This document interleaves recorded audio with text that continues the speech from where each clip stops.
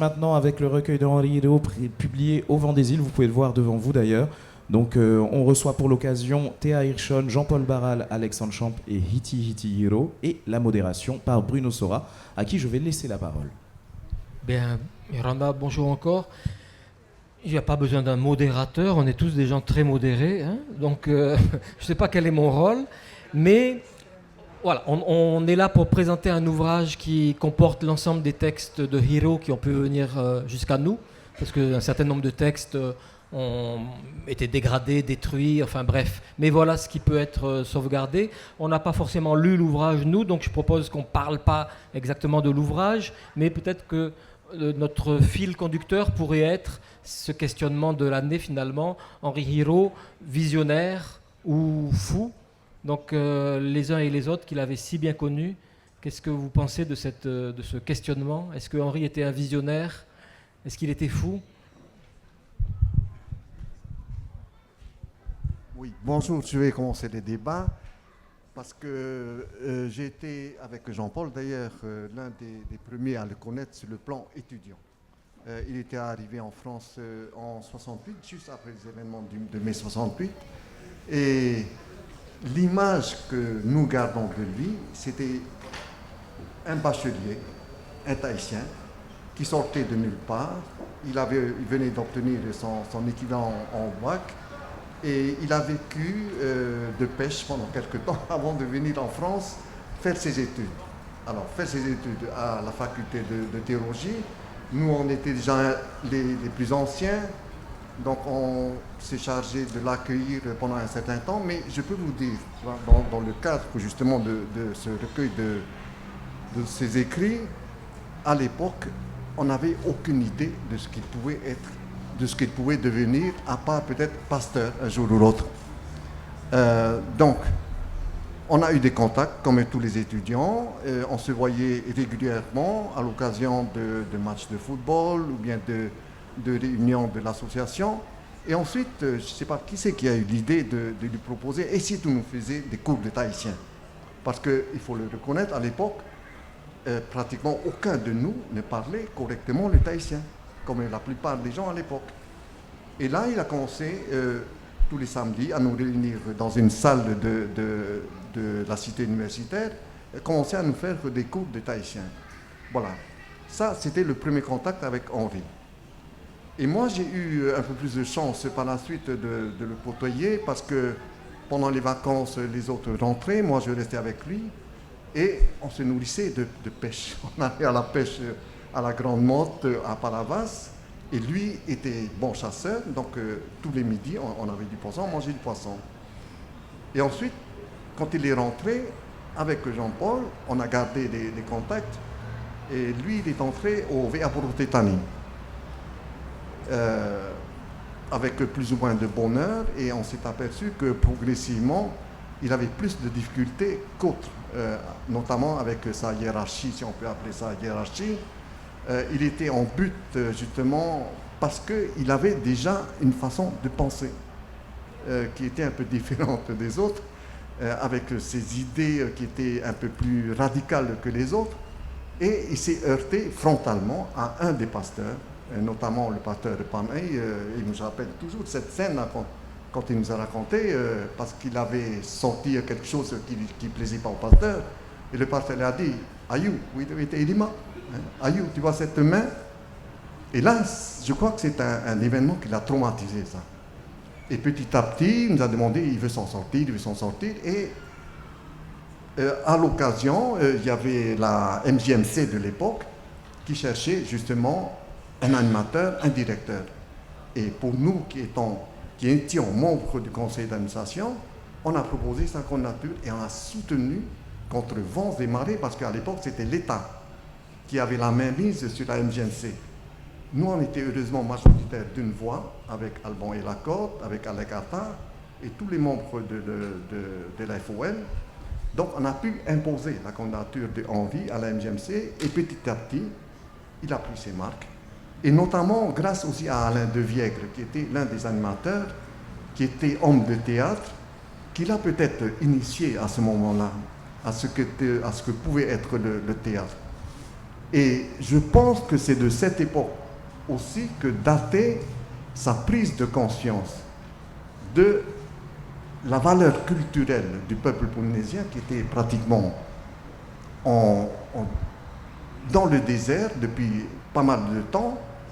Et petit à petit, il a sorti des idées, il a adapté des pièces de théâtre et tout ça, il a fait des écrits, et il s'est affirmé comme ça, et je pense que c'est grâce à cela qu'il a suscité des vocations ailleurs, notamment à Uopo avec Toti Te Kurupoko, avec Edgar Teteriutua, et ensuite à Nukuiva avec Lucien Kimutete. Et tous ces jeunes-là, et ça je peux en témoigner, parce que moi j'ai vécu aux Marquises là pendant une période en 1974, un exemple, quand il y avait la réception de souveraineté du gouverneur Vido à l'époque, il y avait le grand kaikai, le grand tamarin, la grande réception, c'était une semaine avant, il fallait tuer les veaux, cochons, les langoustes et tout ça. Et quand il venait, il fallait véritablement le spectacle. Alors, le spectacle, c'était quoi? C'était un offert de base. Il n'y avait pas de chichi. C'était papa. Et c'était tout. Et petit à petit, quand on a vu ce réveil culturel dans la langue des Marquisiens, dans la prise de conscience de leur identité marquisienne, et dans les 4-5 années qui ont suivi, on a vu cet éveil. Les Marquisiens revendiquent leur identité de Marquisienne beaucoup plus qu'à Tahiti. Beaucoup plus. Alors, c'est là on se dit, est-ce qu'il est fou, Henri, ou bien c'était un visionnaire? Moi, je pense plutôt que c'était un visionnaire parce qu'il a su poser les bases de la culture, d'un renouveau culturel, notamment au niveau de la langue. Et je vous rappelle que le mot de Nuna, qui est utilisé à toutes les sauces actuellement, c'était lui qui l'a refait vivre par le biais du groupe politique Yamanate Nuna. Et actuellement, au lieu de parler de Huira Atira, on parle de Nuna. Et ça, les gens ont complètement oublié le sens de ce mot-là. Et la deuxième question, pour finir cette introduction sur la vision visionnaire ou bien alors un fou, c'est la brièveté de la période où il a mis en œuvre tous ses écrits, toutes ses pensées. Il ne faut pas oublier qu'il a véritablement commencé à écrire dans les années 74, 75, 76 et il s'est retiré au moment où il est parti à vivre à Huahine dans les années 86-87. Donc ça fait à peine 10 ans. Et quand on voit la richesse de son œuvre, je ne sais pas à quel moment il travaillait, à quel moment il pensait, à quel moment il mettait sur écrit et à quel moment il traduisait tout ça. Voilà. En quelques mots, la vie d'Henri. Jean-Paul, peut-être.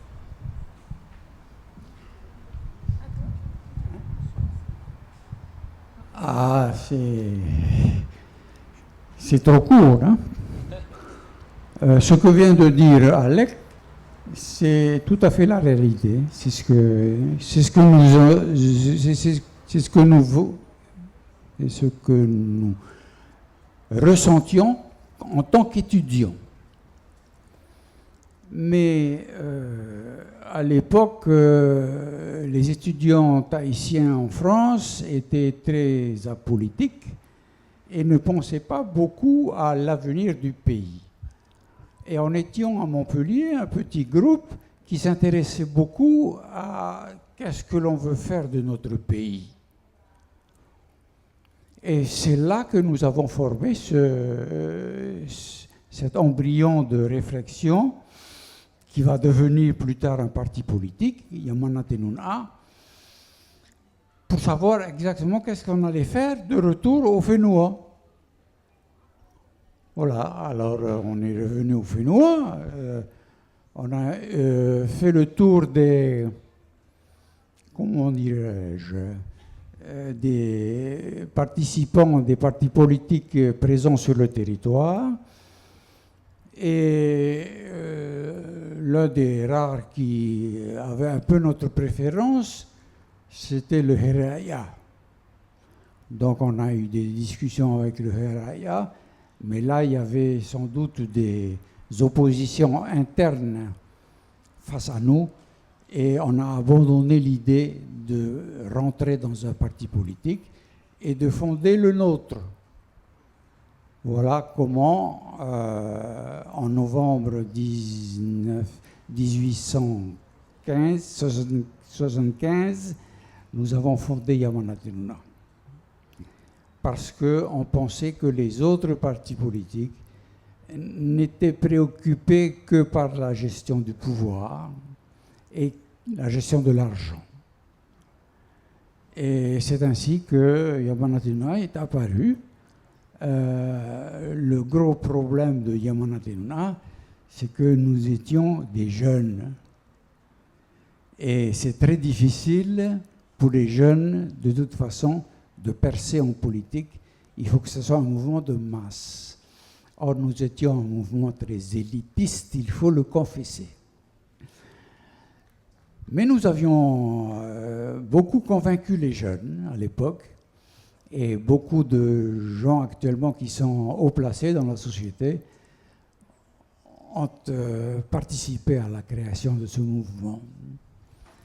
Voilà. Et pour nous qui étions à Montpellier, donc en situation d'étudiants, l'arrivée de Henri, ça a été un peu un cataclysme.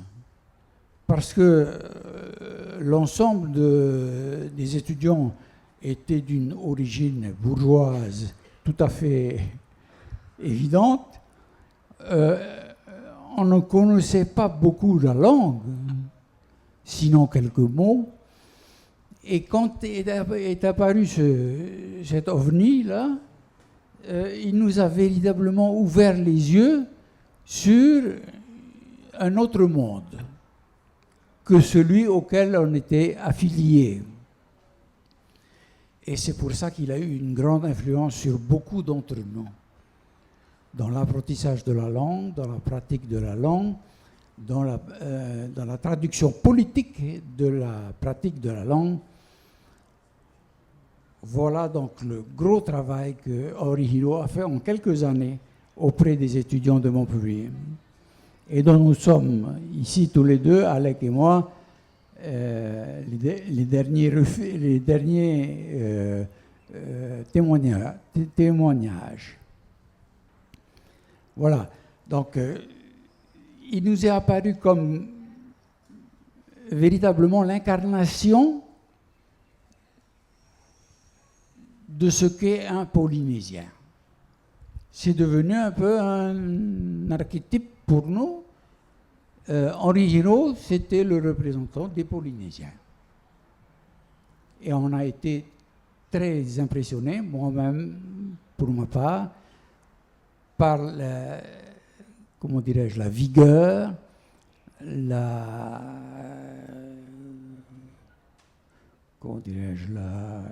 vigueur et puis la foi avec laquelle il portait cette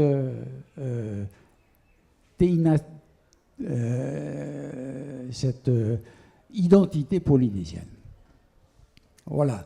Donc, pour nous, et pour moi particulièrement, c'était un peu l'image de ce que nous avions loupé de notre histoire.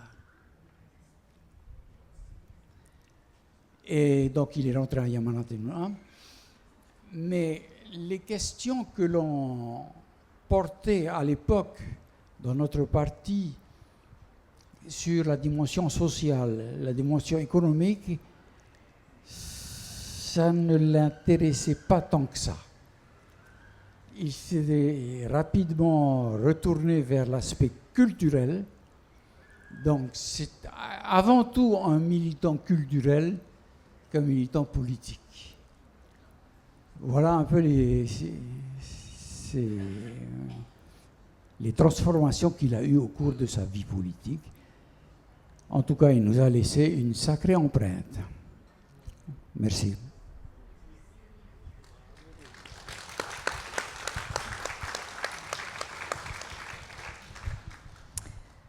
Alors, fou ou visionnaire, de mon point de vue, de ce que moi j'ai ressenti à cette époque et de dont je m'en souviens, je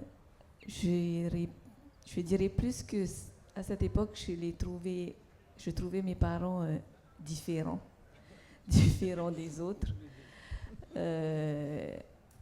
J'ai bien vu qu'il y avait un décalage avec les autres familles, qu'on ne vivait pas comme les autres, on n'habitait pas dans les mêmes maisons que les autres.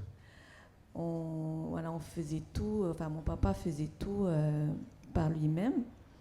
On vivait dans des farima ori et les autres vivaient dans des maisons en ciment. Quand il pleuvait, ils étaient à l'abri, nous un peu moins.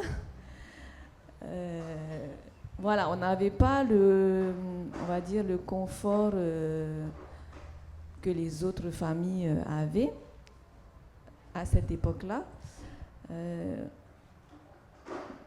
Et puis tout était, on n'avait pas le choix de toute façon. On vivait au rythme aussi de leur vie à eux, de leur travail et aussi de leur engagement, parce qu'ils étaient très engagés dans dans ce qu'ils devaient faire, dans ce que mon papa voulait faire. Et je pense qu'on a un peu des fois mal vécu la chose en tant qu'enfant, ou quand on est allé vivre à Huahine, où on a quand même été coupé du reste de notre famille qui est restée à Tahiti. On vivait vraiment dans des farima ohi. Mon papa cuisait notre ma'a, il allait pêcher, il avait planté pour nous nourrir.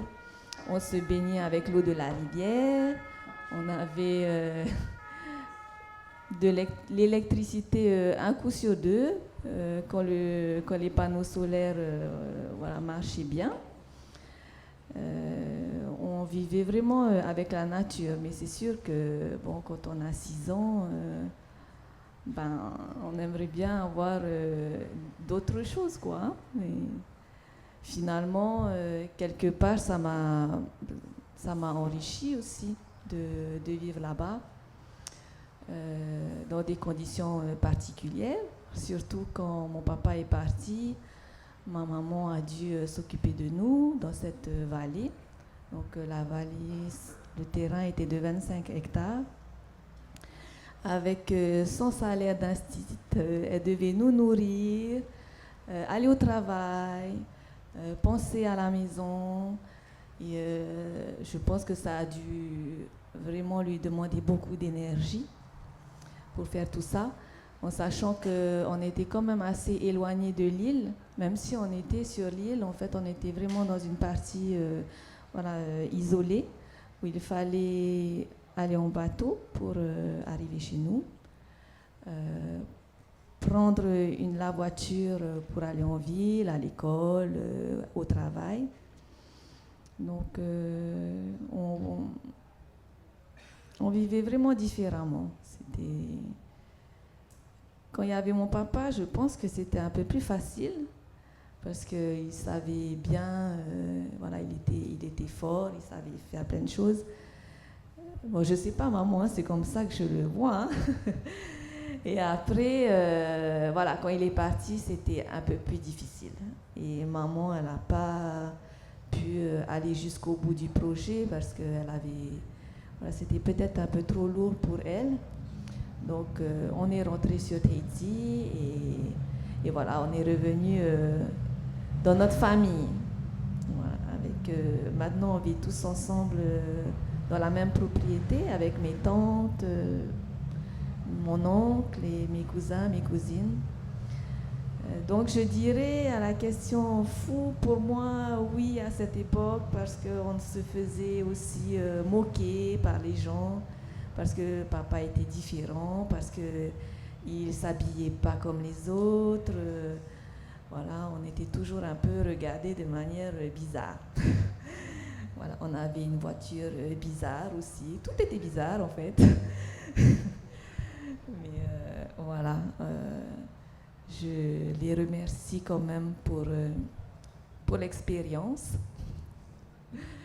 Voilà, et j'ai de bons souvenirs quand même de Huahine et de ce qu'on a appris quand même. On a appris beaucoup de choses, on a eu un rapport avec la nature que les enfants n'ont peut-être pas eu. Donc pour moi, c'est une chance. J'ai une fille maintenant qui ne sait même pas voilà, ce que c'est qu'un pahua ou un maoa ou le nom des poissons, elle ne connaît pas. Elle est dans une maison et voilà, c'est tout propre.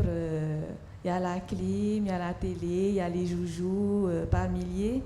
Et quand je lui montre un poisson, elle est surprise parce qu'elle ne sait pas ce que c'est, elle ne veut pas manger. Tandis que nous, on a eu que ça quand on était petit. On mangeait les poissons du lagon, on allait à la pêche avec maman, on savait planter, on mangeait des crabes, voilà, on pêchait nos crevettes, nos chevrettes. Donc tout ça, je regrette un peu. Ça me manque aussi des fois. Et je regrette que ma fille n'a pas cette chance. Et je garde ce souvenir, c'est un trésor. Et je sais que voilà, je connais plus de choses que certains de mes amis sur voilà, la pêche, la plantation. Et, j'ai pas peur des cafards voilà, qui grimpent partout, des margouillas qui... Voilà. Il y en a, je regarde, je suis étonnée parce qu'ils trouvent ça horrible alors que c'est juste naturel. Voilà ce que je peux dire.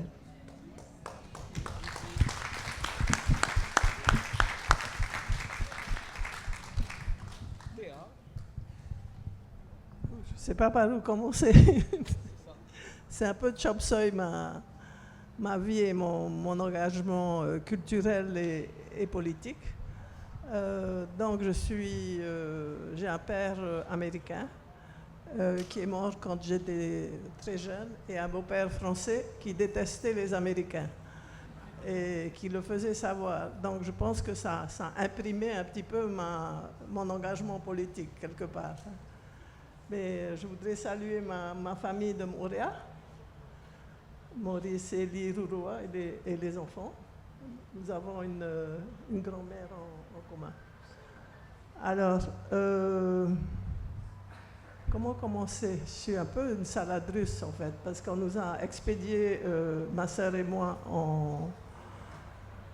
lorsque mon père est mort, j'ai eu un beau-père français qui était anti-américain. Donc, ma sœur et moi, nous avons été envoyés en pension en Suisse. Et ma sœur Evie, qui est en face, elle était déjà avec son frère à l'école en Amérique. Voilà un peu notre background. J'ai pas fait beaucoup d'études. J'étais plutôt une révoltée. Et j'étais en France quand il y a eu le début de la Révolution en 68 et tout ça. Donc, je me sentais très bien là.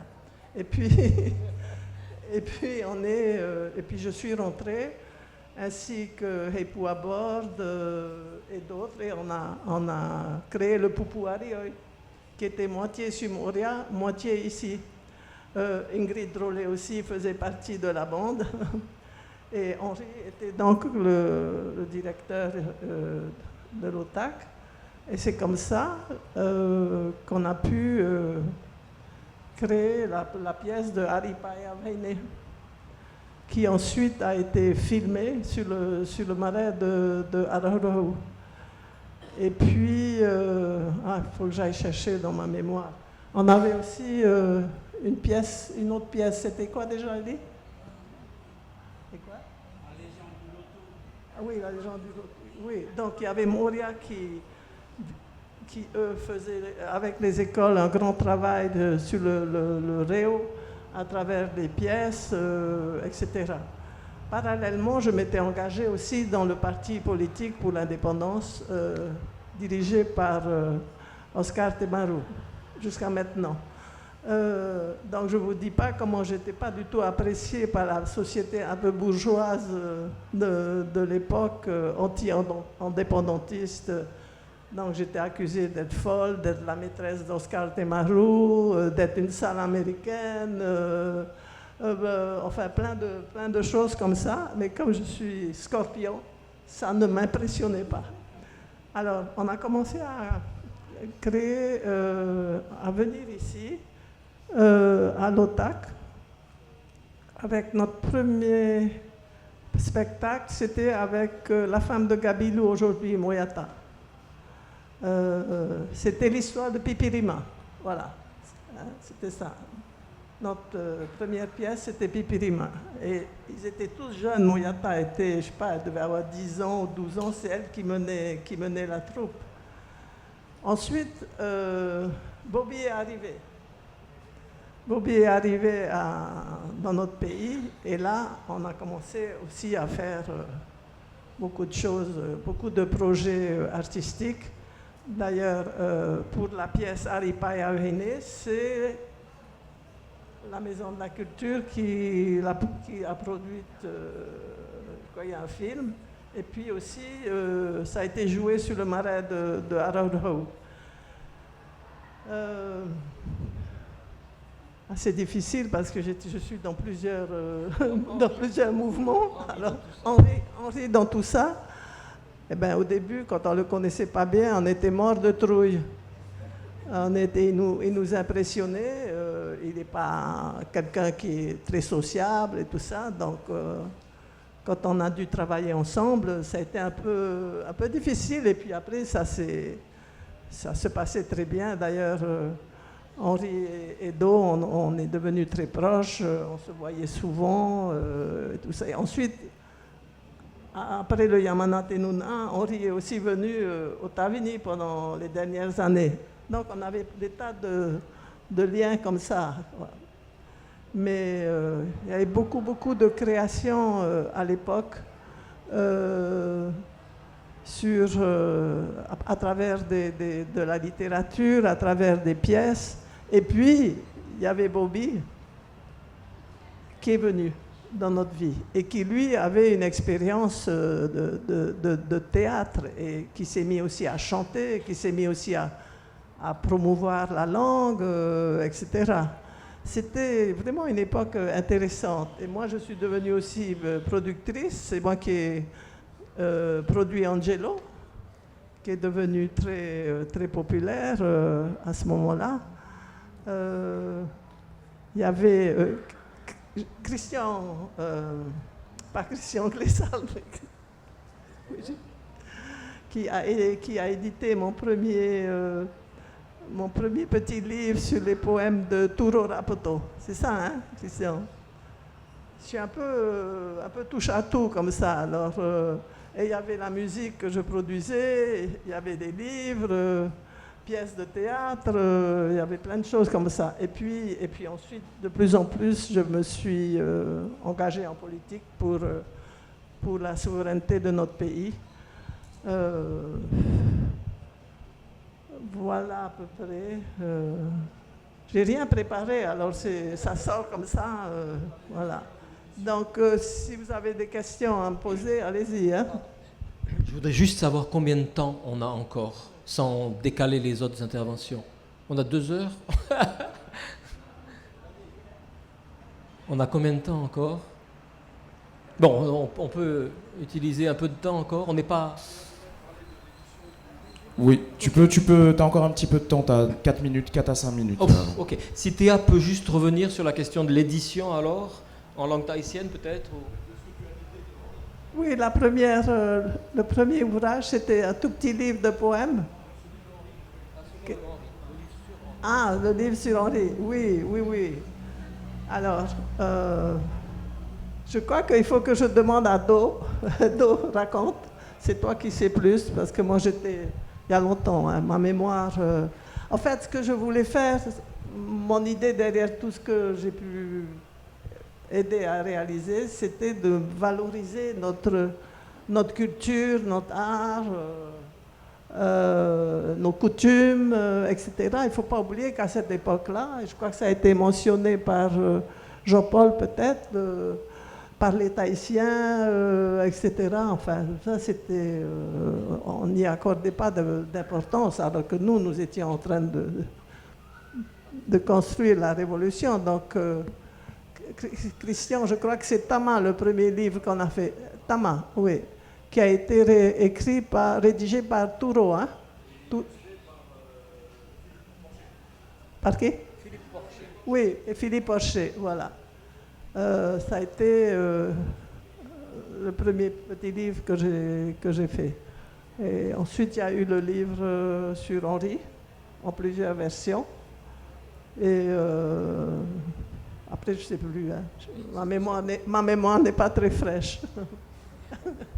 On est vraiment... Alors, on n'a pas été au Pourera, on a compris, mais on est vraiment dans un beau moment. Et on ne regrette pas d'être ici parce que, pas que je sois trop ému, mais on a vraiment des gens de valeur qui sont aujourd'hui avec nous. Et quand je mesure tout ce que Théa a pu faire aussi, tous ses engagements politiques, culturels, sa participation à tellement d'événements dans tellement de domaines, la musique, l'édition, la poésie. Et donc je suis extrêmement content qu'elle soit là aujourd'hui. Fou. Moi, je me suis posé la question, pourquoi est-ce qu'il aurait été fou? Je ne pense pas qu'il était fou, il était effectivement différent, il allait à contre-courant de beaucoup de valeurs dominantes.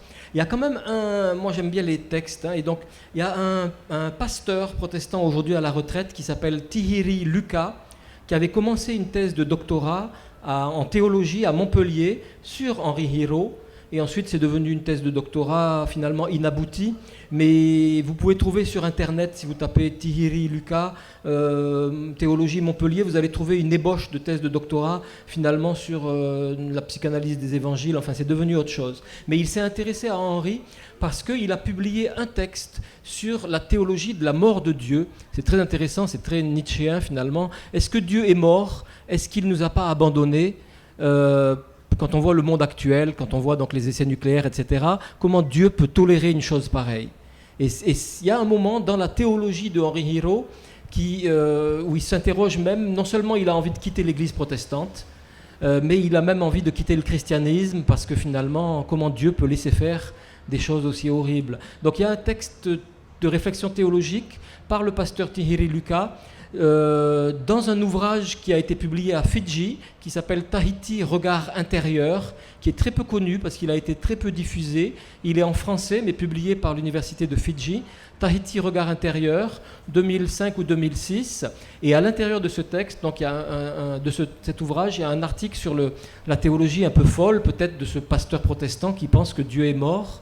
Et il y a aussi un texte de Dana Drolet, qui est là aujourd'hui devant nous, qui a écrit un très beau texte sur je suis métisse mais je ne suis pas demi, et elle est là aujourd'hui avec nous, et ce texte est très peu connu alors qu'il est très très intéressant, très bouleversant, et donc je voulais juste citer cet ouvrage qui est si peu connu, dans lequel il y a plusieurs textes de grande valeur. Donc on verra si un jour ou l'autre cet ouvrage aussi fait son chemin et réédité peut-être en dehors de Fidji. Mais merci aussi Dana d'être là aujourd'hui. Je ne sais pas comment on peut conclure. Vas-y. Oui, je voulais juste dire que j'avais aussi publié le premier livre sur les poèmes de Henri Hiro. Et par la suite, on a fait une deuxième édition d'ailleurs, plus légère. Donc j'ai eu la chance d'avoir eu les moyens financiers de pouvoir faire ces ouvrages-là, parce que ce n'était pas tellement apprécié par la société ici, quoi. Je crois que j'ai fini. Ouais. Oui, je voudrais apporter une information qui est connue de peu de gens sur la vie théologique pastorale de Henri. Pendant ces années d'études, il a évidemment très peu exercé comment on peut appeler ça, son art pastoral, mais il a quand même célébré mon mariage, notre mariage. C'est le seul mariage qu'il a célébré après dérogation de sa hiérarchie. Donc il a célébré notre mariage le 28 décembre 1970. Et de ce mariage est née notre fille, la première fille, qui est là derrière, Anela. Voilà, aspect un peu inconnu de Hiro. Et du coup, il reste Ma femme est morte. encore quelques minutes pour des questions. Ou donner une petite intervention à Jean-Paul. Eh ben oui. Alors, je ne sais pas si vous allez pouvoir répondre, je vais quand même poser la question. Avant de commencer, je tenais juste simplement à vous dire que je suis émue de vos témoignages à vous tous, et surtout de l'amour finalement que vous portiez à cette personne que j'ai toujours admirée depuis petite. Hein. J'écoutais la présence protestante, parce qu'on est protestant, et j'étais déjà fascinée, enfant et préadolescente, par Henri Hiro. Je l'écoutais déjà, et c'est lui qui m'a donné l'envie d'apprendre le Reo Tahiti et de devenir quelqu'un qui a fait que je suis devenue aujourd'hui professeur de tahitien, alors que je n'ai pas fait d'études de tahitien. Lui et Turo Rapoto, c'était vraiment mes idoles de l'enfance. Et de vous entendre, ça corrobore en fait à l'admiration que j'ai toujours eue et à l'amour, hein, en fait, sans jamais le connaître. Hein. Voilà, et je sais que j'étais en 3e, je passais mon brevet quand j'ai appris la mort de Henri Hiro, ça m'a bouleversée. C'est drôle, hein, parce qu'on est des fois fan de... On ne connaît pas les personnes, mais on est tellement attaché sans les connaître. J'ai fait un travail aussi... tous les ans, je travaille sur lui. Il n'y a pas une année où au lycée, je ne parle pas de lui et de Povana. Bon, Povana, c'est autre chose. Henri Hiro revient à chaque fois. Je fais des expositions sous la verrière de notre lycée. J'ai tenté de mettre en place un mime, enfin, voilà, sur sa vie. Voilà ma question maintenant. C'est théologique. Je voudrais comprendre pourquoi il y a eu... qu'est-ce qui s'est passé? En fait, ça rejoint un peu la question, ce que Bruno, tu parlais de... Ce dont tu parlais de Thierry Lucas. Peut-être que vous pouvez me répondre. Quand ils sont revenus, Turo aussi, qu'est-ce que c'est que cette révolte vis-à-vis de la hiérarchie protestante? Est-ce que pour eux, dans leur vision, quand ils sont partis là-bas, plein d'idées et l'ambition de devenir pasteur protestant dans le cadre, hein, dans le cadre bien huilé de l'Église protestante, pourquoi est-ce qu'il y a eu ce revirement? Est-ce que ils ont voulu remplacer Jéhovah par Tumunui, par Arwa, je ne sais pas. Est-ce que c'est un conflit contre le dieu Popa? Est-ce que ça va avec la prise de conscience du fait colonial? J'aimerais qu'on m'explique. J'ai essayé d'aborder un peu le Terautira, le petit bouquin là, de Turo Rapoto qui est très savant, faut le dire. J'ai abandonné. J'ai jamais pu donner une réflexion complète sur ce qu'il a écrit. Donc voilà ma question. Alors, en guise de réponse, sans être complet, je crois que le conflit au sein de l'Église évangélique, c'est essentiellement un conflit de conception de la société. Finalement, une partie des responsables de l'Église évangélique considèrent que la situation que l'on vit actuellement dans les rapports de politique au sein de la société polynésienne, dans l'ensemble, ça marche, c'est bon, il ne faut pas en changer. Et malheur à celui qui veut changer les choses. Et c'était le cas de Henri. Et c'est pour ça qu'il nous a tellement séduits. Car nous avons été séduits par Henri, il faut le reconnaître. Il n'arrive pas de journée sans qu'on pense à lui, parce qu'il proposait une autre vision de la société qui, pour nous, était meilleure parce qu'elle était plus équitable, parce qu'elle faisait plus référence à la dignité et à l'importance de la culture polynésienne. Mais ça, c'est très difficile à porter pour des gens qui sont installés dans le système. Voilà, c'est pour ça que je suis ici aujourd'hui, malgré mes multiples infirmités, pour témoigner de cela.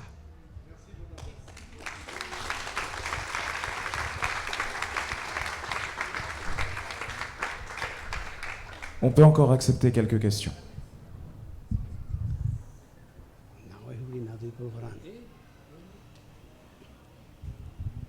Yorana tato i te mana.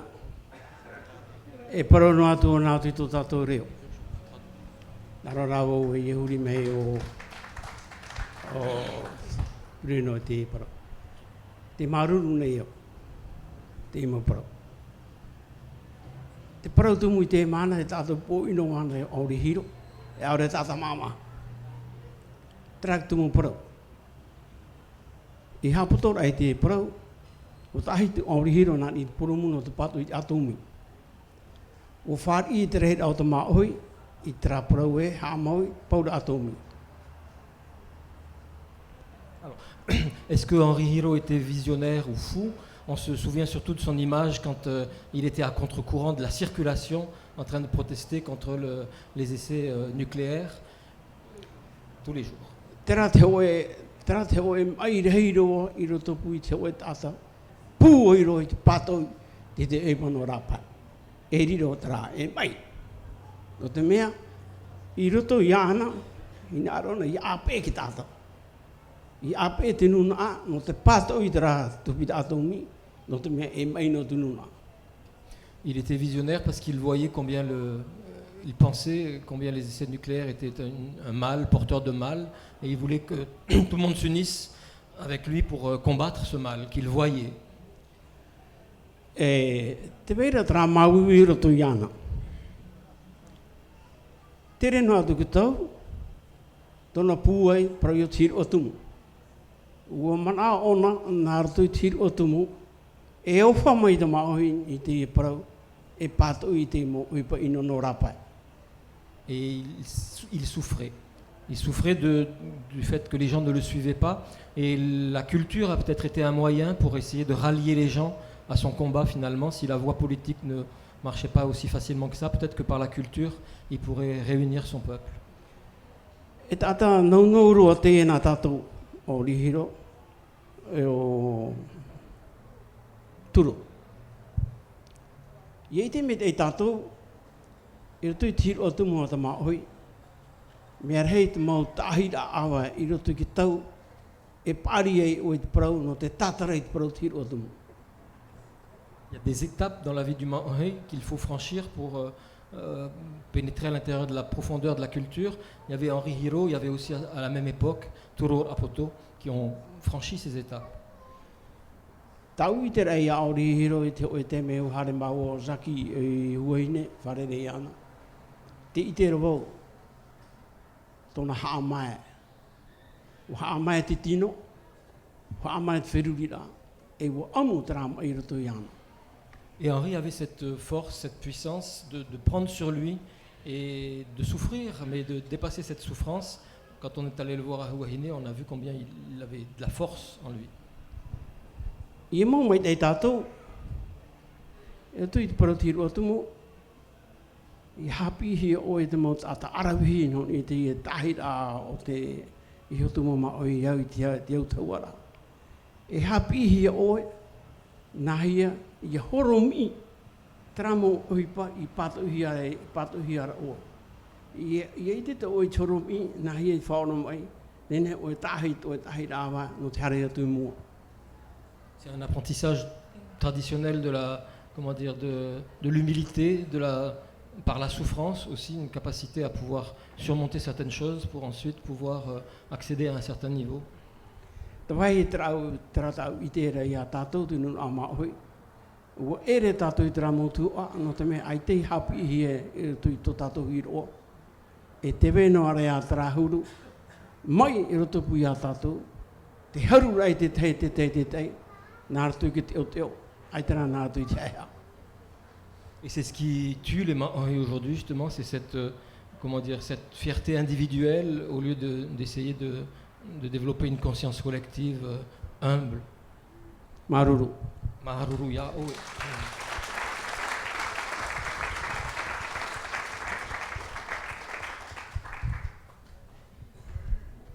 À moins que quelqu'un d'autre veuille prendre la parole devant, je pense qu'on va terminer là-dessus. J'aimerais qu'on... Ah, je vois qu'il y a une petite question au fond. Ce sera la dernière d'ailleurs, puisqu'on va continuer de parler de Henri Hiro après, mais en Reo Tahiti. Je n'ai pas de question en fait, mais juste un témoignage. Nous faisions partie d'un groupe de 100 amis, Koko Hota Hota, et quand on a appris la mort d'Henri Hiro, le thème qu'on avait présenté sur Vaiete, c'était Henri Hiro. Et il y a une chanson, même si on a transporté son frère Isidore sur la pirogue, ça nous a paru tellement lourd comme s'ils étaient deux dessus. Et la complainte, c'est juste Hiro Itie. Au time Reva tu oe Hiro tu noa noa et tout semble Hiro. Nous arrivons et toi, tu pars rejoindre le royaume des morts. Voilà, merci. Merci pour ce témoignage. Et c'est sur ce joli témoignage que nous allons terminer. Je demande un tonnerre d'applaudissements à tous nos intervenants.